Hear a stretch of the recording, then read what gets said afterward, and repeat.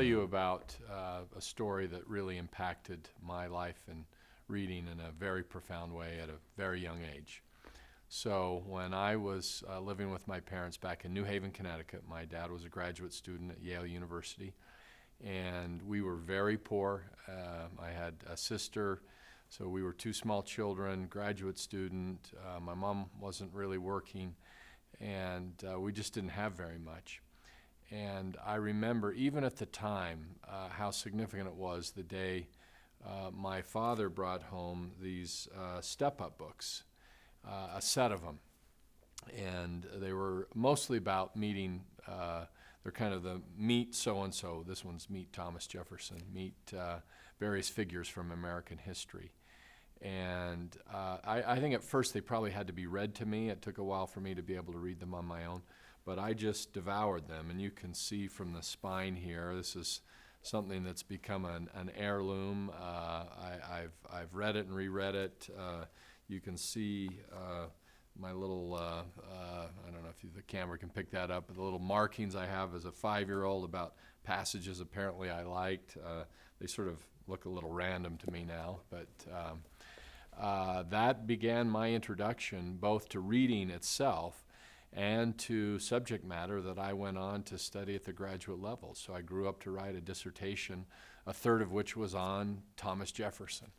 And I still remember being inspired by that through my life. It inspired me in terms of character. One of the pictures in here is of Thomas Jefferson soaking his feet in a tub of water in the early morning hours to wake himself up to study. And honestly, there were days in my graduate study and undergraduate life where I'd kind of think about, yeah, that's sometimes what it takes to really study and become a scholar, is to put in those hours and to do things that are physically demanding. So this book, that set, they had a big impact on my life, and I owe it to my parents, who somehow found the money, scraped together the money when we didn't have money for a bed. I didn't have a bed. I slept on a camp cot. But somehow there was always money for books. And I've never forgotten that. And that now lives on in my family.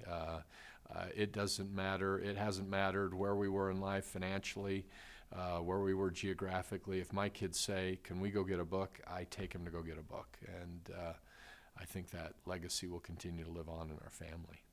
In terms of, did my parents read to me as a child? Absolutely. My mother primarily. My dad was the educator, and so he created an atmosphere of books. He had books, he had library. But growing up, it was really my mom who took the lead, and she read to us often and read great books. She was sort of choosy about what she read to us, and I think that had an impact. It was interesting, and then as we moved on through life, at some point, my mother's influence receded and my father's influence started to ascend, and I can't remember how old, but somewhere in my teens, it started to become the tradition for every birthday, for every Christmas, my dad would give me a signed book of some kind, and again, usually something from the classical tradition, if not that, a very important, significant read of some kind. And so that was, they've always been looming figures in my reading life for sure. Why is reading important to me? Reading is a vital part of my life. I read it to escape the woes of life. I read it to inform my professional life. I read to help myself communicate better. I read to develop myself as a moral person, as a person open to the world around him and other people. It truly is one of the most valuable practices I know of, period. How do my wife and I instill reading into our children? Well, one, I take my cues again from my upbringing. Being read to by my parents was important to me, and we've tried to make sure that we do that for our kids. I do a fair amount of reading myself with my children, everything from reading through a series like the Harry Potter series or the Chronicles of Narnia series to individual standalone books. And I've tried to do that with each of my kids at a certain stage so that it's not just their mother that's reading to them. She's done a lot of that, especially in their early toddler years. But as they get older, I read to them. And now I'm in the space of giving them books for Christmas and birthday, as was done to me when I was a child. I'm very impressed with what's happening at this conference and what this group does year to year, and it's been my pleasure to speak to the conference. I remember it well. I was gratified by the invitation and really remember the vibe that was in the room, the atmosphere, the committedness to this project.